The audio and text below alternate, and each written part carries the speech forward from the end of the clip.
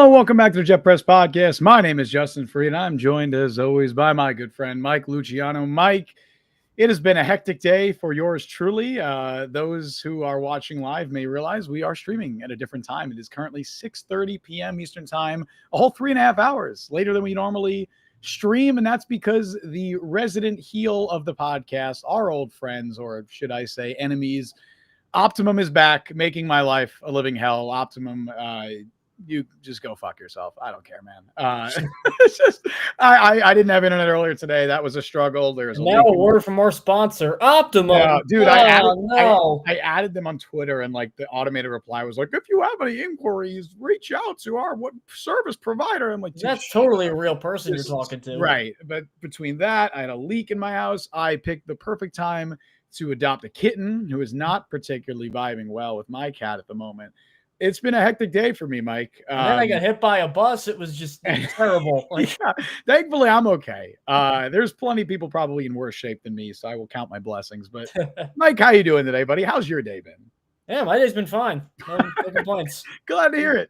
Pretty average old Wednesday. So yeah, a little bit later, we'll be back to the normal time once our resident Hulk Hogan has passed, but we still have a new heel has emerged, has been reincarnated. It is Optimum customer support, which is causing problems for Justin. It's been problems for me the last couple weeks. We had that one show we couldn't do because power went out. So wait, did you have Optimum as well? No, I have Xfinity. I was about to say, good. Both of our overlords here are causing problems. But let's get past that and let's put on a show for you because damn it, the show must go on. You can find us on YouTube.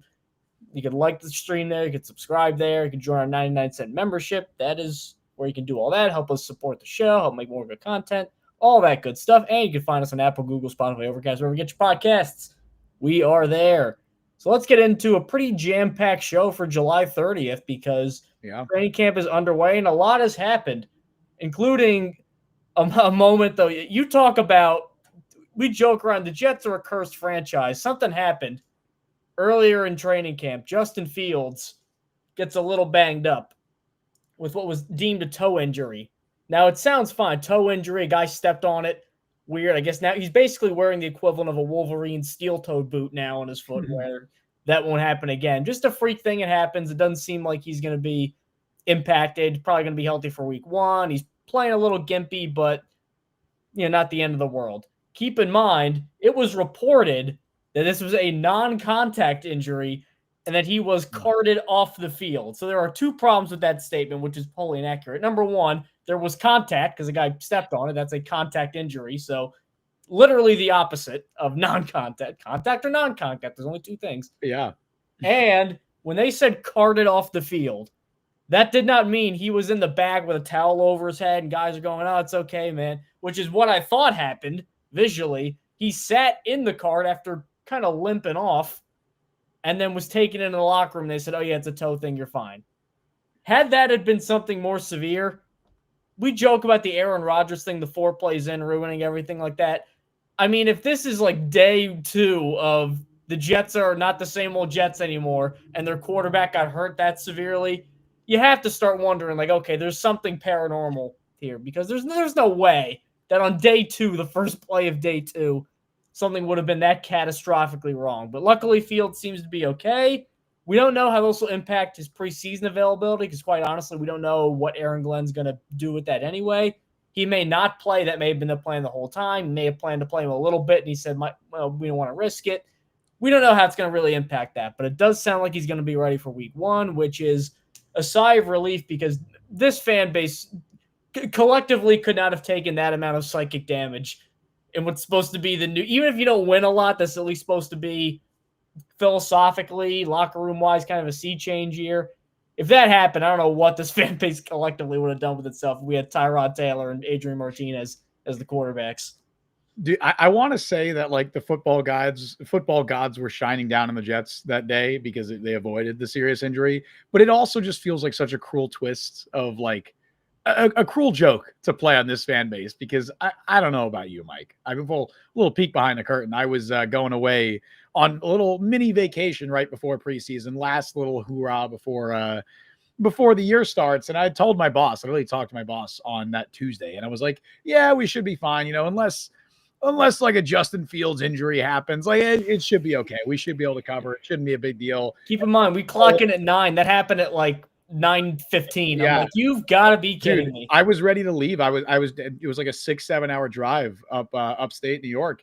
And I get the notification. It's like Justin Fields is limping off. Oh no, wait, nope. He's being carted off with a non-contact lower leg or ankle or whatever they were calling an injury. And I didn't know what to do with myself. I didn't know. And then I checked Jets Twitter, and I feel like everyone was having the same reaction as me. You never want to jump to conclusions with situations like this, with any sort of injury situation. But it wasn't hard for Jets fans to do that, given the trauma that this fan base has been put through. I mean, after Rodgers, how could you not? Right, specifically over the last 2 years, but even beyond that, especially fans that remember the Vinny Testaverde injury and even go further back. It was hard not to think. I remember getting hurt in the preseason. Yep. Darnold got mono. Yep. Geno Smith got his jaw broken. Like, this is a thing with the Jets and the quarterbacks. Mark Sanchez was eating hot dog. It was hard not to assume the worst. What? You remember Mark Sanchez eating a hot dog? Yeah, but I don't remember him getting injured as a result. No, it's unrelated. I wanted to get glizzy gobbling or anything like that. The glizzy gobbler. That would have unironically been his nickname if that was a thing at the time. I just wanted to get Sanchez involved. But yeah, it wasn't hard to immediately assume the worst. Thankfully, Justin Fields is okay. He's returned to practice basically fully. I mean, he was participating in 11-on-11s this week and Monday and Tuesday. So he seems like he's pretty much back. As far as the preseason goes, I mean, given the way that Aaron Glenn has been running these practices, which we'll talk about in a little bit when we start talking about some maybe shots or unintended shots that have been taken at the previous regime by some of the players. Given the way that Aaron Glenn's been working these guys in training camp, I wouldn't be surprised if the plan is to play the starters a lot in the regular or in the preseason. I don't think the toe injury will impact him too much. It seems like he's already back to practice pretty much at 100%, which that's a great thing, man. I did not want to go through a year, even though we don't have the highest of high expectations for the New York Jets this season. I don't think anybody wants to go through a year where Tyrod Taylor is QB1 going into the season. And, you're one Tyrod Taylor injury away, which is a fairly common trend from Brady Cook or Adrian Martinez getting regular season time. So I'm just happy Justin Fields is okay and that it seems like he's already back to basically 100%. Well, what I was afraid of are two things. Number one, I didn't want a quarterback in year one of a supposedly complex new offense not having any preseason reps and going into week one against TJ Watt and Jalen Ramsey and Mike Tomlin cold when he's not a great passer anyway. So that was scary. I don't think that's going to happen now, so that's good. And number two, what I was afraid of, and I think a lot of Jets fans were too, is when you hear a foot injury of any kind, with Fields especially, because the entire reason he's still a viable semi-starter bridge guy is because he's a great athlete who can run a little bit, because it sure as hell ain't for accurate drop-back passing right now. So if that's limited in any way, that would be even more concerning. But it does look like he's moving around. Well, obviously it's training camp clips. You don't get the full picture. But from what I've observed, seems like he's moving around all right, which is about the best case scenario that you could happen. And thank God it's just, not to say thank God, that he basically got impaled by probably Armand Membu's cleat or whatever, but it could have been turf toe, which is what I thought it was. A turf toe is only on your big toe, and that can linger for a while, even when you can play. That is not a fun injury to have, so he avoided that too. I remember it was my sophomore year of college, and I had this final on a Friday at 8 a.m. And the Thursday before, I'd studied for like 2 days in a row. I'm playing basketball, and I get turf toe. Oh. And we had to walk. It's in Poughkeepsie, New York. You had to walk under this overpass under Route 9 to get to the science building. It's like 7:30 a.m., December, New York State weather. I'm limping on my foot because I found out later. I didn't go to the doctor yet. I found out later that's what it was. I'm just thinking, I'm the most miserable person in the entire world right now. This is absolutely awful. Is turf toe just like when you jam your toe into the ground? I should know that. I feel basically, like. But it swells around where the bones and the joints are. So yeah, it's basically like having it basically is like if you broke your hand, but it's your toe equivalent kind of thing. Fun. Sounds great. Oh my God, yeah. So Fields avoided that, which is what I was also afraid of, because that is not fun to walk on.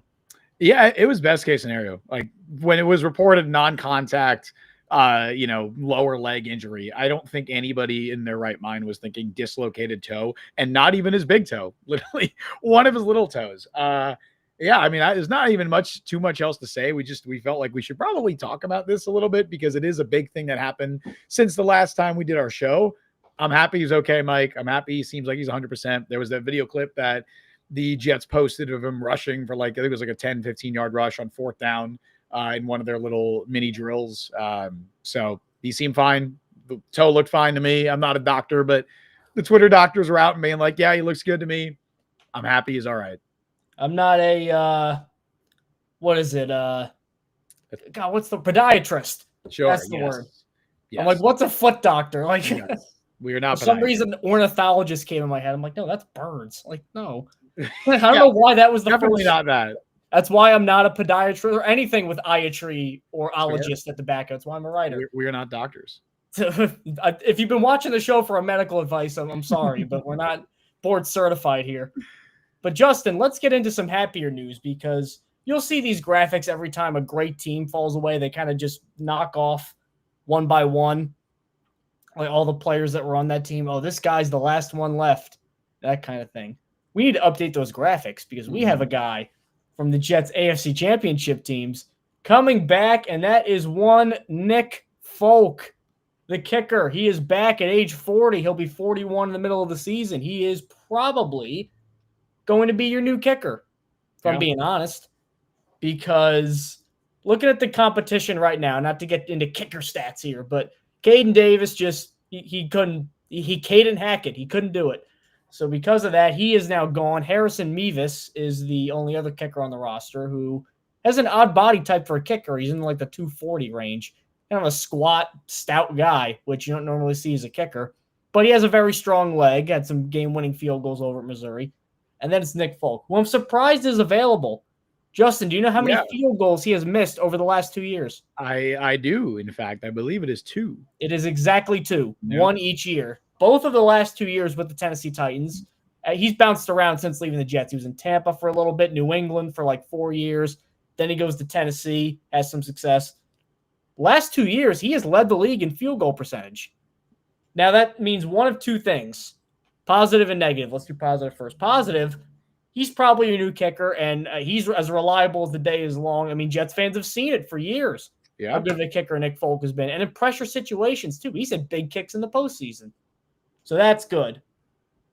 The negative thing that I can't stop worrying about, you always talk about how running back's a volatile position. Great 1 year, not as good the next year. I mean, kicker is that to the max. Greg Zuerlein. Greg Zuerlein. Who would have thought at the beginning of last year we'd have talked about even needing a kicker because Greg Zuerlein had like the best Jets kicker year ever. Yep. Or Jason Myers that 1 year before he ended up leaving.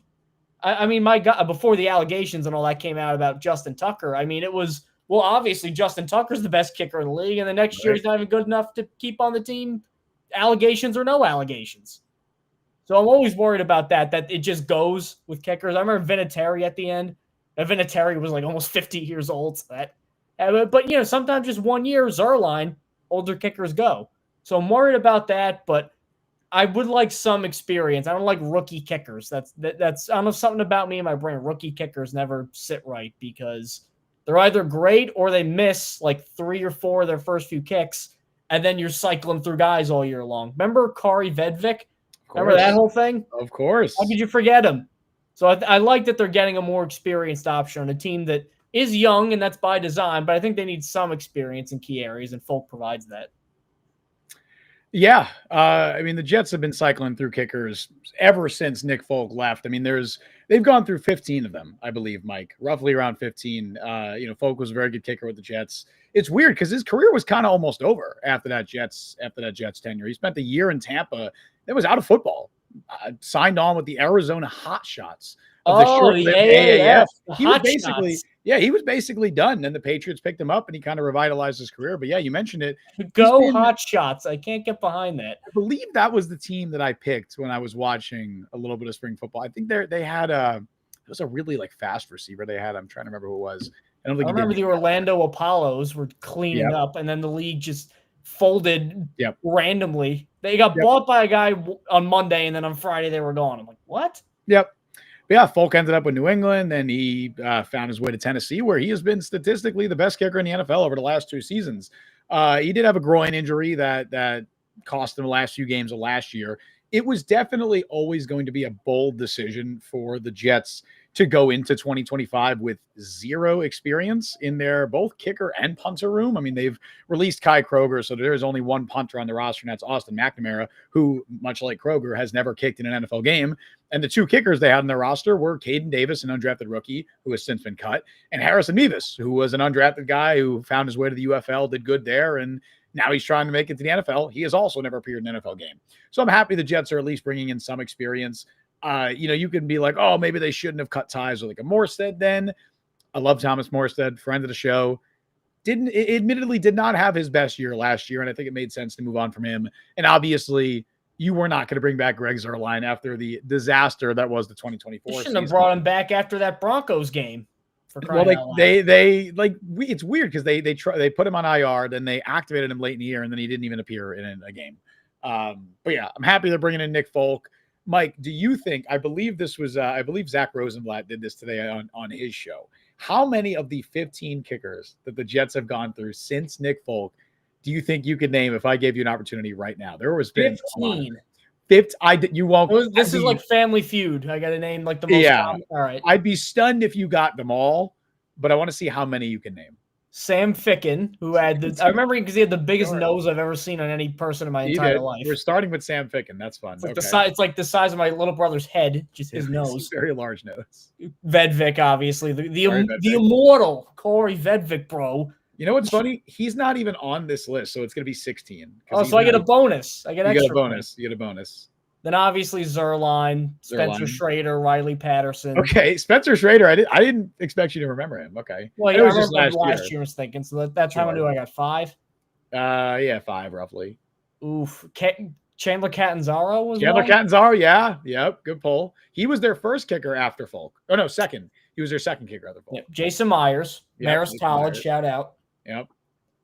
I'm trying to think of like right after he left, like end of Rex, who the kickers were. There was one kicker after Rex, and he only appeared in 8 games.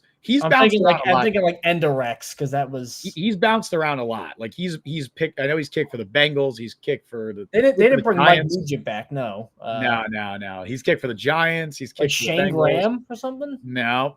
This guy's a little chubby. He's a little chubby kicker. Got a little meat on. Not the thicker kicker. Not Harrison. Not Eddie Pinheiro because he's skinny. No. Not Cairo Santos. No. I don't think he's still in the league, but he was kicking as of like a year or two ago.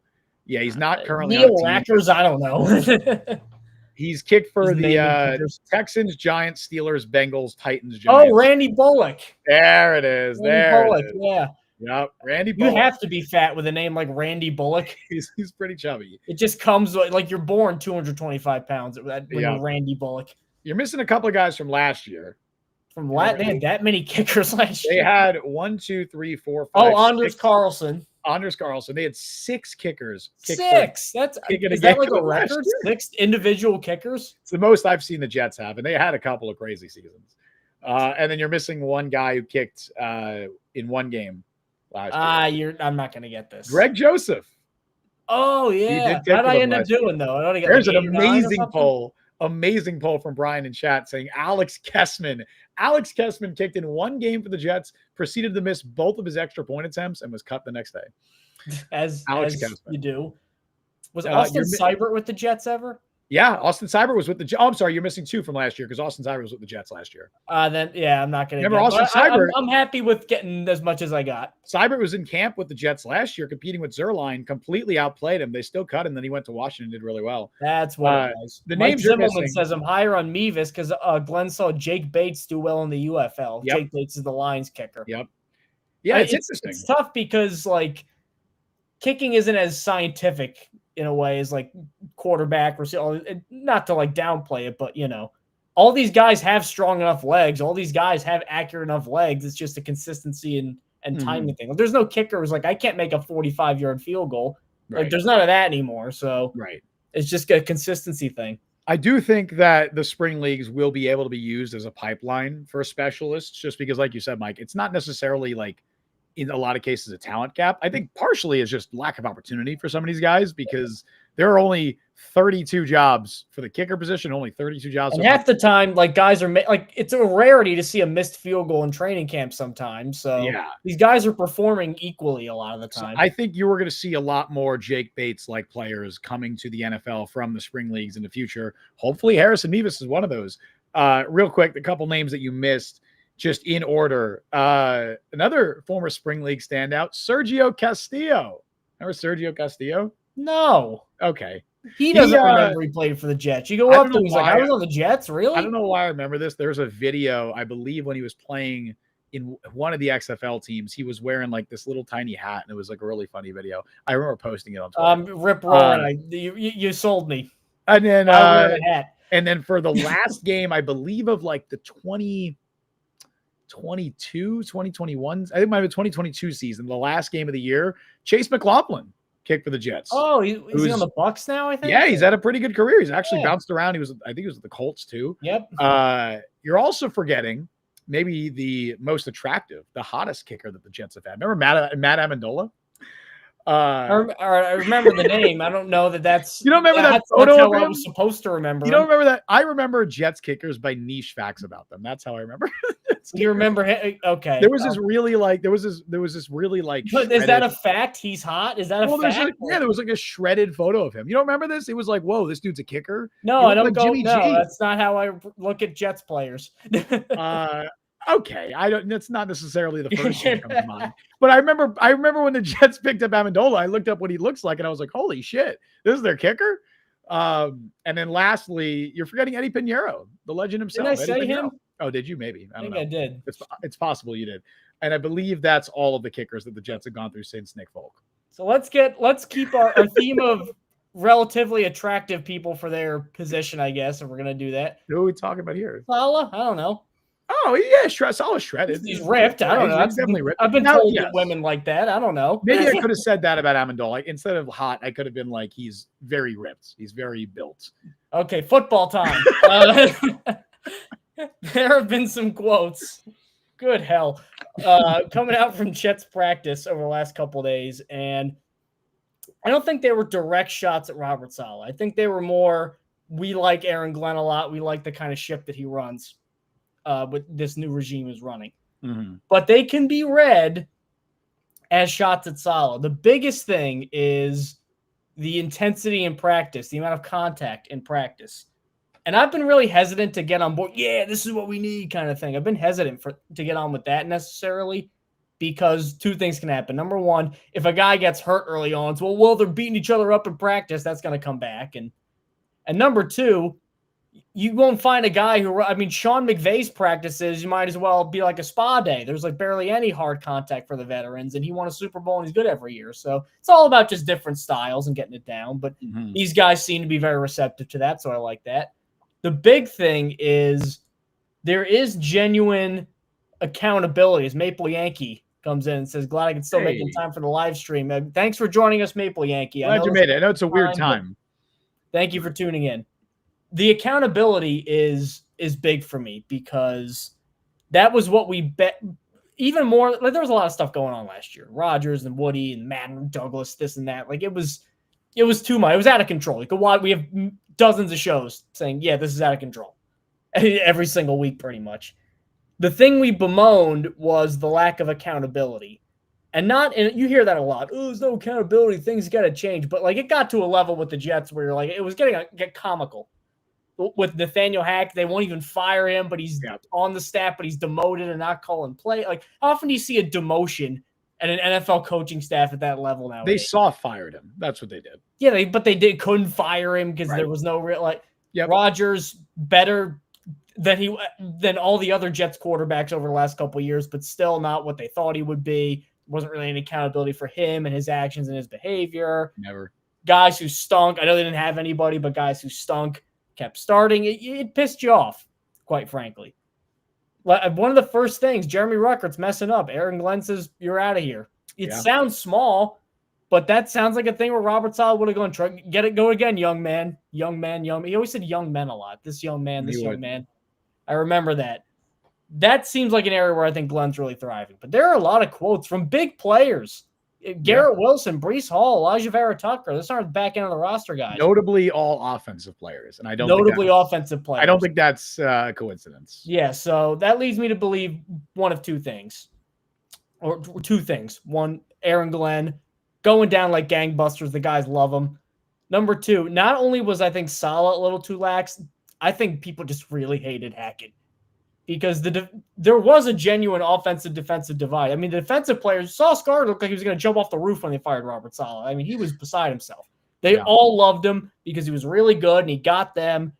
You don't hear them take a lot of shots at Robert Saleh. The offensive players, they don't like Keith Carter. They don't like Hackett. Tanner Engstrand, just by virtue of being a regular offensive coordinator, seems to be blowing them away right now in practice. So the vibes are good. Whether that means Saleh just was that bad as a coach, I'm not necessarily sure, but the vibes are up, which is what Aaron Glenn was going for. Yeah. We talked about this a little before the show, Mike, but like it almost seems like whenever there's a losing organization or a team that's been bad for a few years and a regime fails and flounders, the organization generally tries to do the exact opposite thing as like a correction. So the Jets were not accountable enough. Well, they're going to get a guy in here who comes from the Bill Parcells tree, who's not necessarily going to be Matt Patricia out there, but he's going to hold players a little bit more accountable. And then you see the opposite effect where maybe some teams will have it, maybe they have a Matt Patricia in there and he's a little too hard on the players. And then they're like, okay, let's correct this and get someone who's going to be a little bit more, player friendly. I think of like Saban in Miami, who was just the tightest wound human being ever. Yeah. And I wouldn't be shocked. The locker room. I wouldn't be shocked if, presuming the Dolphins are bad this year, which my God, after that Cater Coe injury, their cornerback room, dude. We talked about this in the show a few weeks ago. Oh my God, it is the worst cornerback room I've ever seen in the NFL. Me too. We're not trying to be hyperbolic Jets fans. I've never seen this bad. It's crazy. Cater Coe was the only competent NFL cornerback in that room, and he's out for the year. Anyway, we're gonna get on a tangent with that. But the point of bringing up is when Mike McDaniel is likely fired at the end of the season, I would not be shocked to see the Dolphins bring in a guy who's going to be a bit harder on the players and not Belichick. Yeah, I mean, somebody like that, like not Bill. I mean, probably not Bill Belichick unless they want to bring in whatever. Unless his I was going to say that Jordan love interest keeps what's her name? Jordan something. What? What's her name? Jordan Hudson. I want to say Jordan Hudson. That's it. Yep. That's it. Jordan Hudson for OC. She could be the Nathaniel Hackett. But you usually see that the organization like course correct and kind of do the opposite. The Jets have done that. But I think that we're seeing the results of that early, and especially looking at that last regime. You brought it up. There's a such thing as like a lack of accountability, and people kind of throw that around willy-nilly sometimes. Why don't they bench every bad player immediately and get all good players? Like that's not accountability. It got out of hand, and it starts with Aaron Rodgers. Like I think that was the start of the downfall. And this isn't meant to be like a dog pile on Rodgers situation, but when you have a guy that's put on a pedestal and treated differently than everyone else in the organization, and by that I mean who else on that team would be allowed to take a vacation in the middle of minicamp, right? Or miss minicamp to go on a vacation to Egypt. I know we talked about it time and said, hey, it's not a big deal if he plays well. Well, he didn't play well. If Rodgers went out there and killed it and justified the being put on a pedestal above the other players, nobody would give a shit. We would not be talking about this. But Rodgers did not do that. Rodgers was an at best league average quarterback last year. And I think he was below that. So it starts with that. And it extends to like, dude, when Hassan Reddick came back, from skipping half the season due to that ridiculous holdout that, I mean, even people that are pro player like ourselves are going to be like, you were an idiot. Like you tanked your entire career. He comes back. Jeff Ulbrich, when asked about Hassan Reddick, goes on a whole tirade saying he's one of the most unselfish players I've ever met. That was one of the most selfish things I've ever seen an athlete do. Imagine the locker room. That's the definition of selfishness. I'm going to do this all for myself. Imagine what the locker room must be thinking. And it's not just like a lack of accountability. It's inconsistent accountability. Because then you have the owner coming in and saying, hey, you see that young safety who's playing at a league average level? We're going to bench that guy. Because I read a Michael Nania article. Right. We're going to bench Tony Adams. Why? What did I do? Tony Adams guys like Nathaniel Hackett get to keep their jobs because you soft fire him because you can't actually fire him. The offensive coaching staff's an absolute disaster. Only the Jets can have a term like soft firing thrown out there. That's what they did. They soft launched a Nathaniel Hackett fire because they couldn't do it. it's wild to me. And so I think the players saw that over the last few years. And some of these quotes, like you said, Mike, are pretty damning. The one that I think is the most damning, Elijah Vera Tucker was asked about Aaron Glenn, and he said he praises physicality, but even more like accountability. I think that's very important for a head coach to do. That's something I haven't seen as much in my career. Straight up saying, Aaron Glenn practices and preaches accountability, and I have not seen that very much in my career. I have not seen that with the only head coach I've had in the NFL, and that being Robert Saleh. Brees Hall was asked about it as well, and he talked about kind of Glenn doing a really good job of finding the balance between being not just a player's coach, but a player's coach who holds you accountable, who demands that you perform to the highest of your expectations on the field. Garrett Wilson has also spoken about that too, wanting a coach who can push him to be the best he can be. Sauce Gardner has also said that too. Of course, there's the cornerback connection with Aaron Glenn being a former cornerback. Sauce Gardner can learn a thing or two from Aaron Glenn. These quotes are not like damning necessarily of the previous regime, but I do think they're telling. And I think specifically that Vera Tucker quote where he's like, we're just happy that guys are holding us accountable. And then there's a few guys, a couple of other big things that they've done in training camp.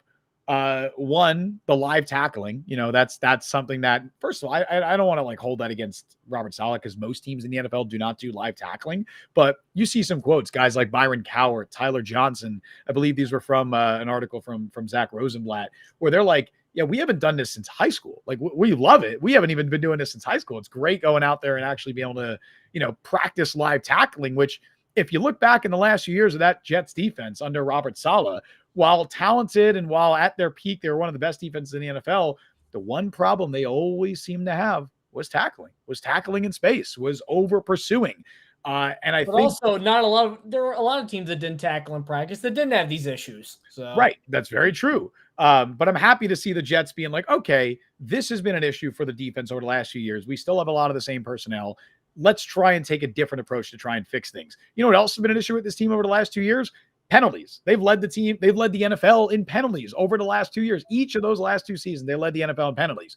Robert Saleh never brought officials into training camp practice, which is something a lot of teams around the NFL do.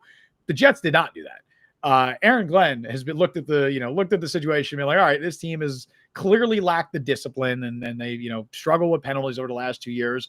Let's try and fix that. Let's bring officials into practice. And like you mentioned a Jeremy Ruckert thing before, let's hold these guys accountable if they do get penalized. Jeremy Ruckert had a false start penalty early on in the first day of camp, gets kicked out of not kicked out, but he gets removed from the play and replaced by whoever, Mason Taylor, Stone Smart, whoever came in from, not for, the rest of practice, but you get a penalty, you're going to be held accountable. There's going to be ramifications for that. And these guys are men. They get that. I would hope that they're emotionally stable enough where it's not like a slight against their manhood or their talent as a football player. Like these guys know, like people want to be held accountable. They want to be led by somebody that has their best interest in mind and can work towards a goal. People want that. Especially after what most of these players, I don't want to say endured. That sounds like it was like a disaster, which in some ways it probably was, but it's very different than how these guys, Urban Meyer, I think, is like the way. Yeah. It's very different from how these players have been coached the last couple of years. And these players saw firsthand that approach didn't work.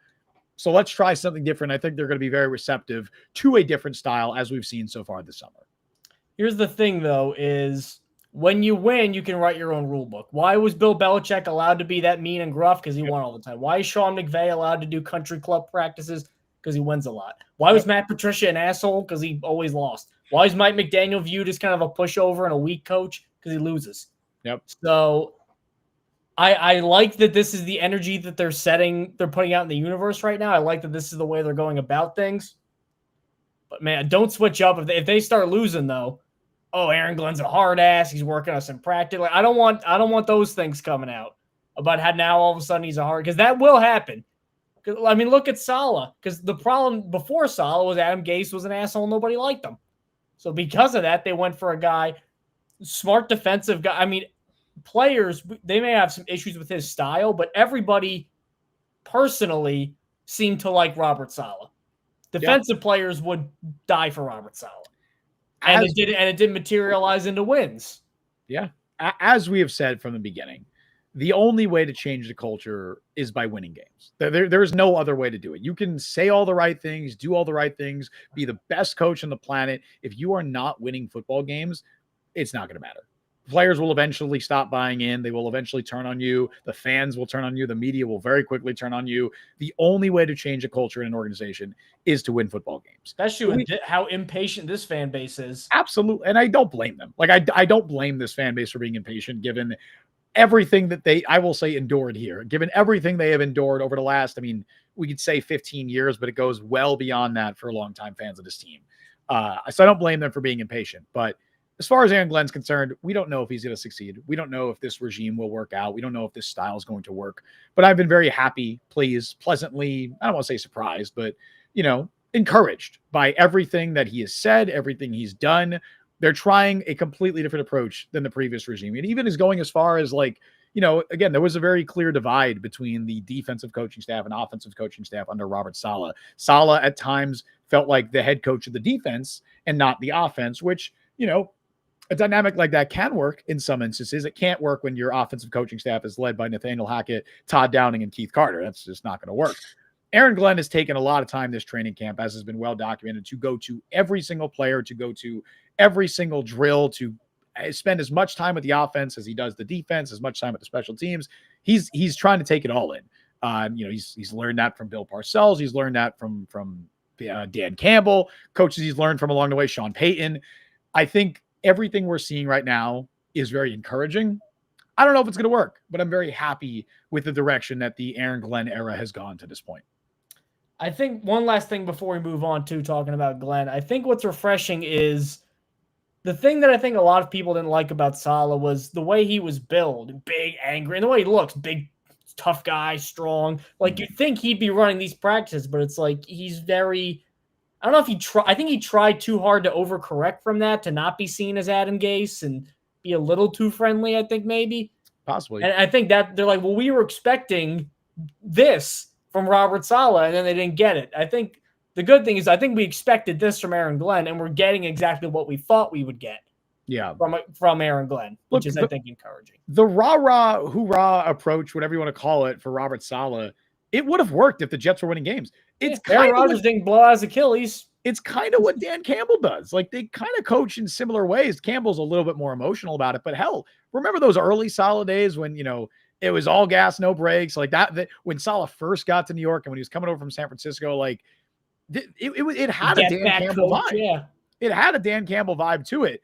The difference is the Lions were winning football games and the Jets weren't. And eventually the the overly optimistic, positive approach of, what Saleh was doing, it wears thin if you're not winning games. The players are like, fuck the positivity. To be fair, Rodgers 4 plays in, I think that just emotionally shattered his brain, and he just never recovered from that. And that's a really nearly impossible situation for a coach to be put in. But there was so much optimism around that team at that time. It broke the organization. And I think that was, as we've talked about this, that was the moment when that Achilles snapped. That was the moment. This regime was never going to work. This Rodgers experiment was never going to work. Saleh and Douglas's fates were sealed just like that. I don't think there was ever a shame because he didn't make him tear his Achilles, but Brian Sternbeck says Steve Wilks can make up for the rest. Yeah, having Wilks, I think, also will reinforce. Wilks is probably the most important hire that Aaron Glenn made this offseason. I mean, maybe it's going to end up being Tanner Engstrand if he turns out to be Ben Johnson 2.0. But as of right now, I hope he doesn't, because then they're probably losing to a head coaching job. He's got to be good enough where they're good, but not too good where they... The unfortunate thing is if he's good enough that they're good, but not good enough to get coaching interviews, then he's probably not good enough.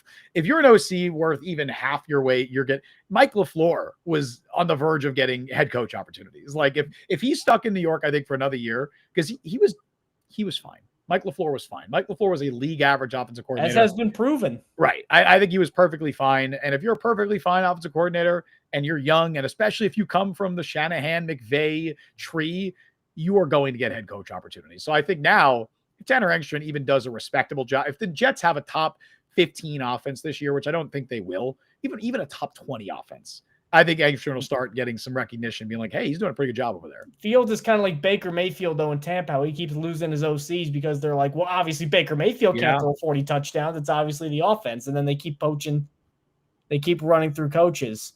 Brian Sternbeck, another Saleh thing. I don't recall Saleh having much experience on his staff when he was hired. They didn't have a Wilks. Ulbrich was his Wilks. He had Greg Knapp, and then Greg Knapp died before the season. So I don't think there were any. Correct me if I'm wrong. I don't think there were any coordinators or any like former NFL offensive or defensive coordinators on this. I mean, Ulbrich was an intern. I mean, Jeff Ulbrich's a qualified coach. Yeah, Ulbrich was an interim DC in Atlanta. Maybe Sean Jefferson had been an OC somewhere in the past, but like, I got to look back. Was the offensive wonder kid. Did he even bring in somebody like an assistant head coach to, Yeah, no, it was a very experience. None of that. Yeah, it was a very Embreeze. I remember they had hit him and his son. Yeah, I mean, their quarterbacks coach was Rob Calabrese, who a couple of years earlier was like coaching he was coaching for Wagner like 3 years before that. He was like 32. Miles Austin. They had Miles Austin, who had never been a position coach before, who actually was not even a coach the previous season. Taylor Embry was the running backs coach. Gambling thing, or yes, he got fired for that. Their running backs coach was Taylor Embry, who came from Colorado, where he was a tight ends coach the previous season. Brian says Kavanaugh was the only one with prior coordinating experience. Yes, and he was terrible at it. Right. And Matt Kavanaugh was bad at it, and he was brought in for 1 year as a senior offensive assistant after being out of football. Also, he was only brought in the end of August because of Knapp, because of Greg Knapp's passing. Not to make it seem like it's Greg Knapp's fault there, but that. No, but there was very little in the way of experience. I mean, Marquand Manuel, he had defensive coordinator experience. But if you hire that many guys, that was bound to get one that, Right. That was the only guy. Yeah, even Tony Oden. Tony Oden was a well-respected DB's coach, but like Marquand Manuel was the only guy on that coaching staff outside of Robert Saleh who had ever been an offensive or defensive coordinator at the NFL. There wasn't interims. I think Ulbrich was an interim in. Yeah, Ulbrich was not counting Ulbrich, who was an interim DC. Correct. That's pretty crazy. So yeah, absolutely. There was not a lot of coaching experience on that staff. Having Steve Wilkes in the building, I think, is going to be tremendously helpful for Aaron Glenn, especially, Glenn does not have to focus as much on the defense. He can focus on being the head coach because Steve Wilkes is going to do a damn good job with that defense. And he's been, not a good head coach, but a head coach. And you got to get those experiences. Yeah. He's been a head coach twice if you count Carolina, at the second time, I thought he did okay. Arizona, he got there was no absolutely. Shot anybody was winning with that team too. So yeah, that was Josh Rosen year. He didn't have dead on arrival that team. So let's go look at some guys who have been thriving in Aaron Glenn's training camps. There have been a couple of guys that are genuinely putting together some impressive performances. One of them stuck out to me, and I remember saying this right after the draft, that because of the way the positional needs are going to shake out and the way that the depth chart looks, even though Azareye'h Thomas was well-regarded as a very well-regarded pick and I think a pretty good selection, I don't know if he's going to play a lot. I think Malachi Moore is going to be a bigger part of this defense in year one than Azareye'h Thomas is. He has been so good so far. It would not surprise me one iota if by the end of the year he's a starter. Would not surprise me a bit. He's been making hard hits. He's picked off some passes. Aaron Glenn has even said he's going to be a hell of a football player in this league. Moore he's been a guy I really liked him pre-draft because there's the injuries, but before the injuries, how many true freshmen defensive backs, which is Nick Saban's specialty, start for Nick Saban at Alabama? He was one of them. Yeah. And he got trusted enough to be put in this, what they call the star position, which is they move you around, inside linebacker, slot, corner, extra safety. They do a lot with the star position, Nick Saban calls it. And that was Malachi Moore. I know he got banged up. I know he's not a big safety, and the speed, you don't like, 4.58 speed. You don't want that out of your guys. But to avoid using something that's very cliche and something that a lot of older WFAN callers are going to say, this guy's just a football player. Like, he just makes plays. He just finds a way to make plays because he just is such a smart player. He reads the game so well to the point where, look at a lot of the great safeties out there. Troy Polamalu was not a fast safety. He just had this supercomputer football brain that let him diagnose everything. And he's in the right spot all the time. Moore's not going to be that good. But you see shades of guys where they don't have the great traits, but he just gets it.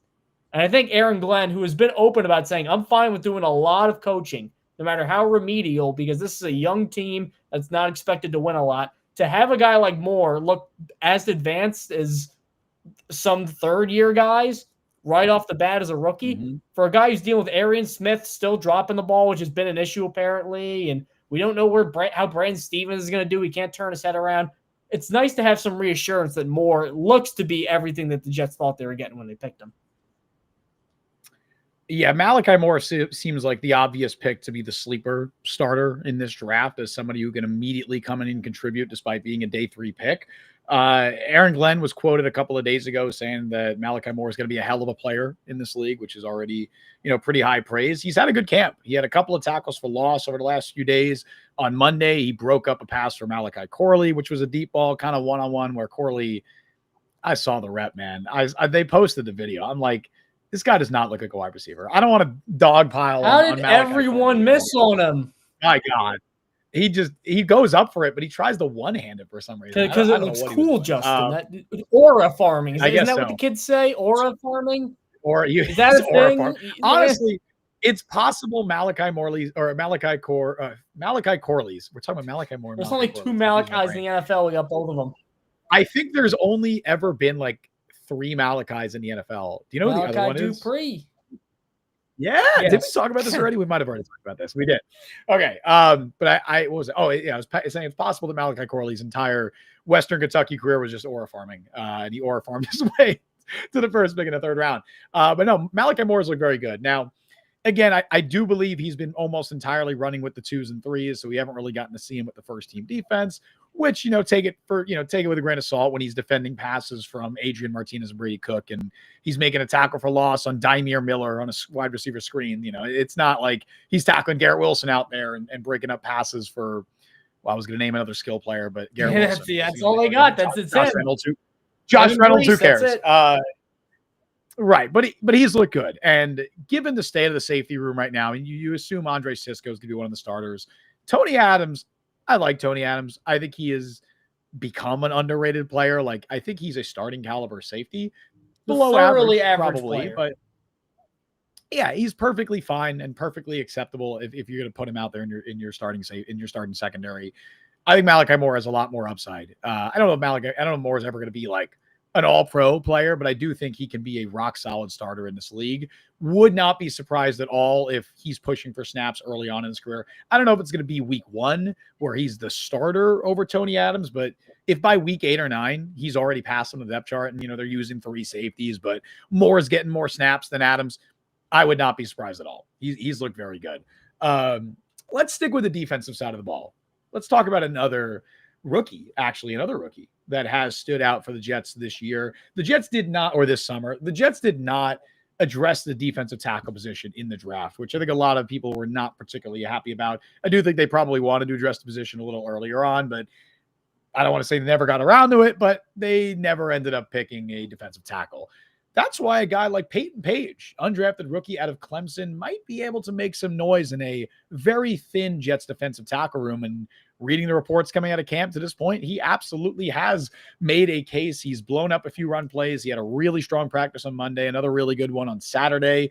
He's probably made the most noise out of any defensive tackle in that room, I guess, outside of Quinnen, which if you're looking at what his competition is, it's veteran stopgaps like Derek Nottie, Byron Cowart, Jay Tufele. You have Leonard Taylor, who, had some flashes as a rookie last year, but he's largely unproven and probably not particularly strong as a run defender. Fedarian Mathis, former, flame out in Washington. There's not a lot of competition for a guy like Peyton Page to make some noise. Again, with all these guys we're talking about, it's early. It is still July. We have not even gotten to the week of preseason yet.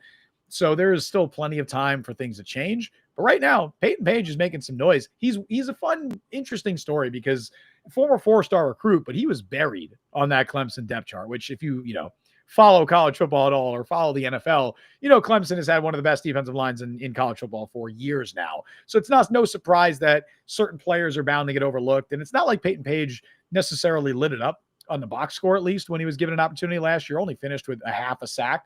But there's upside to his game. He's a very good athlete. He's 6'3", 300, so he's got good size for the position. Now? I think he's.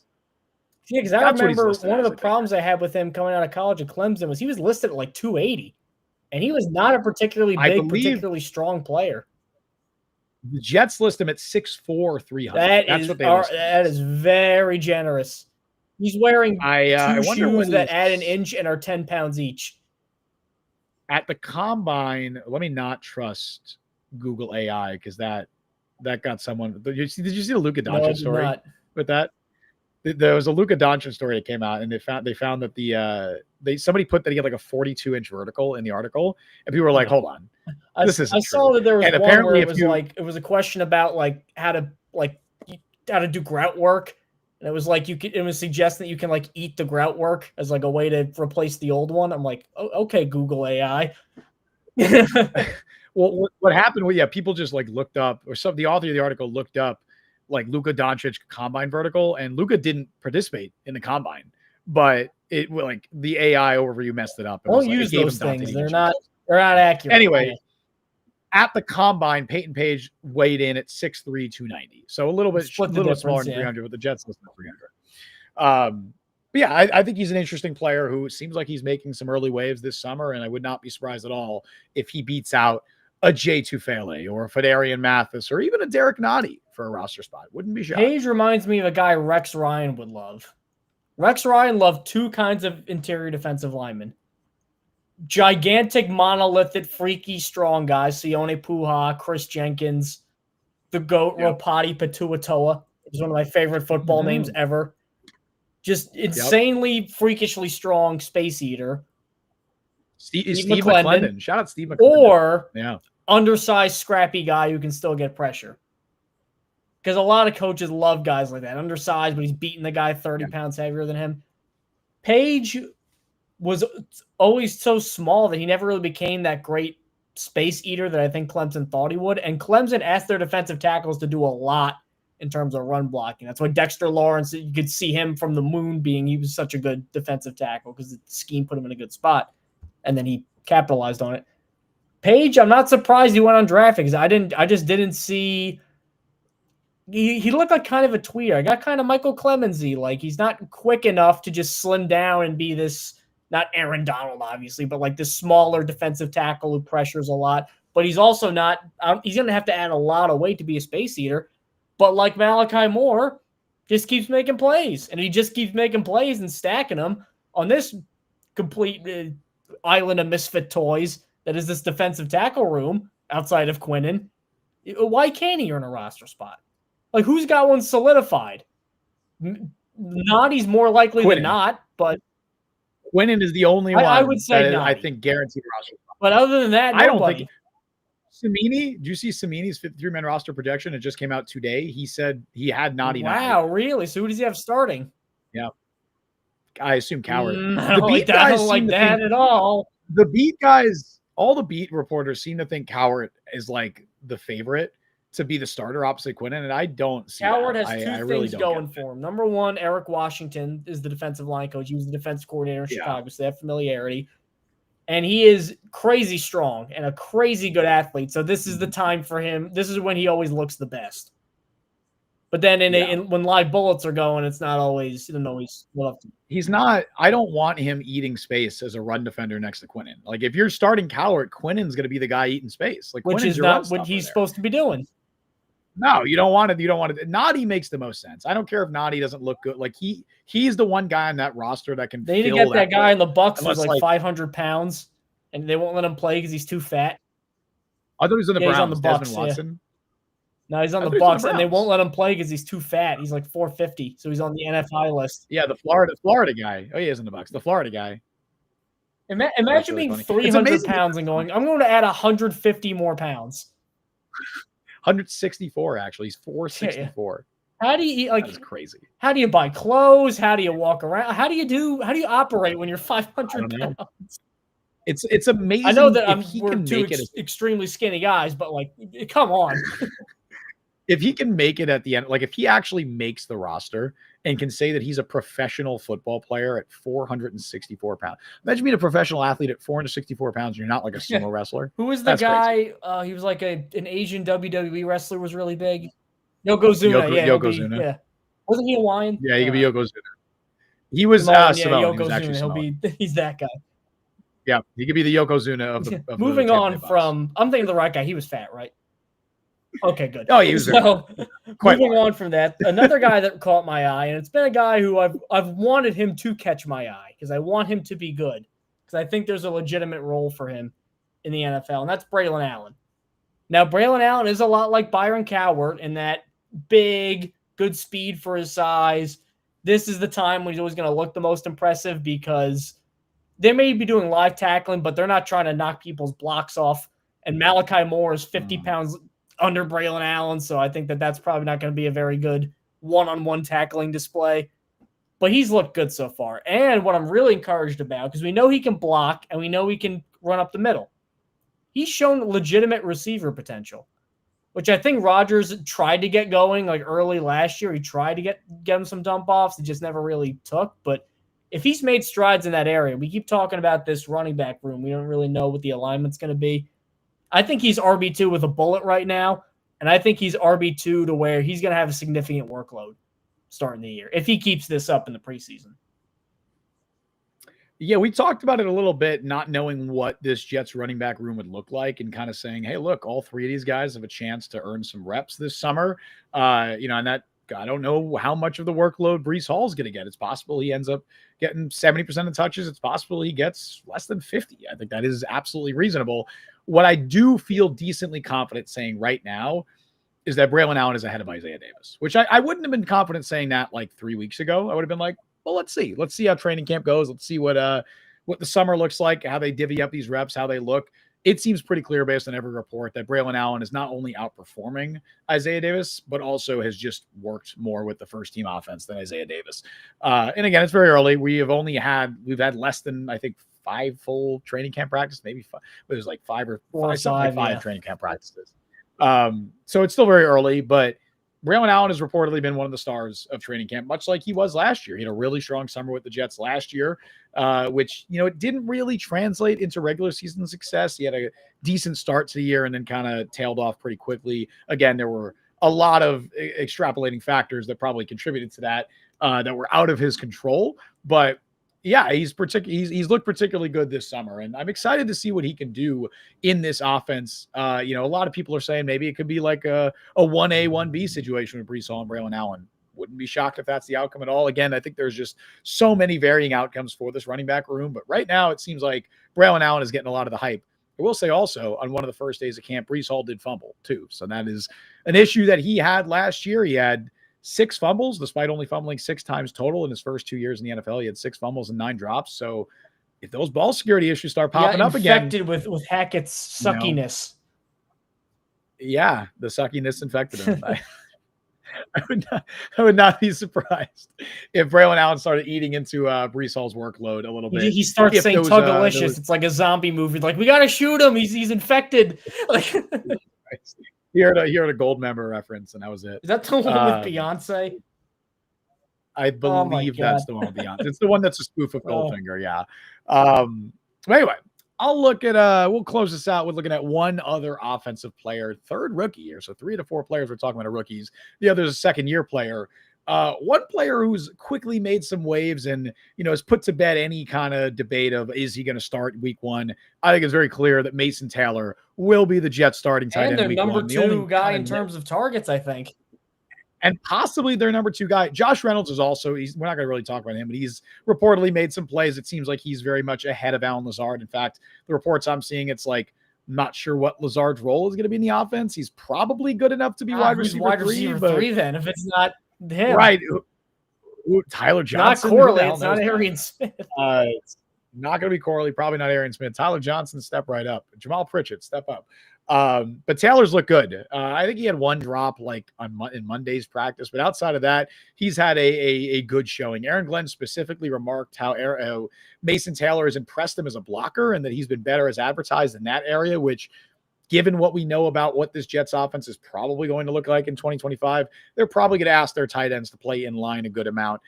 So having a guy like Mason Taylor, Jeremy Rucker, his whole thing is he's supposed to be a blocking tight end. Now, he hasn't really been that at the NFL level, but I imagine this coaching staff is kind of looking at him as their quote-unquote blocking tight end, the guy who they can play in line. Steve Hyden, who's their offensive line coach, a blocking tight end for 10 years. If he can't fix him, might be time to give up. Right. I think the regime is going to look at him as like that 6th offensive lineman. So Mason Taylor also showing that he can be an inline blocker is going to be huge for getting him reps over Rucker, where, Taylor's obviously, I think, already at this stage, a more talented and more productive, effective, whatever you want to call it, receiving threat than Jeremy Ruckert is. Ruckert, I feel like there was some untapped potential with his receiving ability coming out of Ohio State. We just Long Island. Have not seen it at all. Man, that's been a miss. I just thought of an idea. What if? What do you got? You do the whole Lazard to the Steelers trade. That was but as part of the return, you insist on Darnell Washington. Oh, well, there's your tight end too, and your blocker, and your sixth O lineman, because that's basically what he is. Yeah. At that point, I'd cut Ruckert. And then I would just Stone Smarts for 3, and then Broncos country, let's ride, baby. Yeah. I would go Taylor, Washington, Smart, Beck maybe as your fullback tight end. Andrew Beck. That's Zillman with another good point that I was going to get to, but Mike beat me to the punch here because he's a very good commenter here. I could see 75 targets for Mason this year. The way Fields threw to Kmet in Chicago. Not only are they did Kmet get a lot of targets, but Pat Freiermuth in the games that he started got pretty much the same, if not more, attention than he did when Russell Wilson was playing. So Fields likes a tight end. And this offense helped make Sam Laporta an instant rookie sensation. So I do find it funny, though. There's all this talk, competition. Then they're like, oh, yeah, Mason Taylor. Run. Right.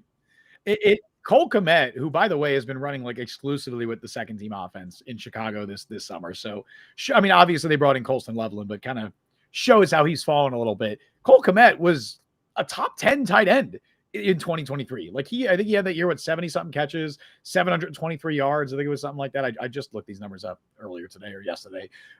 He had a really good year. And, for all the flack that Justin Fields gets as a passer, which a lot of it is deserved, he was able to get his tight end, to have the most productive season of his career. And a lot of that was Fields. It makes sense that a quarterback like Fields, who struggles with accuracy, on the move a lot, shorter throws on the move, long, it makes sense that he would look to his tight ends a lot. And I think that's going to do a lot to boost Mason Taylor's stock going into 2020. With that, we're going to call time on the Jet Press podcast. Thanks for tuning in at the later start time. We apologize. Justin's internet provider wants him to suffer. So they held him over the torture rack for a couple hours, but he's out of it now. And we have put on a pretty good show. I got to go do some grocery shopping, and hopefully you guys got to go make some dinner or whatever you got to do. So thank you guys for tuning in to the Jet Press podcast. You know where to find us on Apple, Google, Spotify, Overcast, or get your podcast. We are there. And YouTube. Like the stream, subscribe. Both those things up. Hit that little bell. Gives you notifications when we go live. Justin, any final thoughts? It's been a heck of a day for me, Mike, but I'm happy that I was able to, I don't want to say end it, because right after this, I'm going to go tend to my cats who want to kill each other. One of them is being very polite. Oh, we can even see him in the shot. Yeah. Shout out Munchkin. He's I love him. He's my cutie. But it's been a hectic day for me. He's my Matt Amendola. No, I don't like Matt Amendola, or I don't like Munchkin like that. Matt Amendola. Oh, good Lord. You did that all yourself, man. I'm sorry. I'm all right. I was saying it's been a hectic day for me. I'm happy I got to come on here, talk some Jets, unwind with you nice folks, and talk a little Jets training camp, because we'll be back next week talking some more. And until then, thank you all for joining us on the show today. You can follow Mike on Twitter at Mike Luciano. Follow me on Twitter, Justin T. Fried. Follow the Jet Press, download the Jet Press podcast wherever you get podcasts. Check us out on YouTube, subscribe, hit that notification bell. You can also become a member today. It is 99 cents. It's a great way to help support the show, and you get your comments prioritized in chat. We stream live normally every Wednesday at 3 p.m. Eastern time. Thank you all for listening to Jet Press podcast. I've been Justin Fried. That is Mike Luciano. That has been Munchkin. We'll see you guys at our regularly scheduled time. Same bat time, same bat channel next time.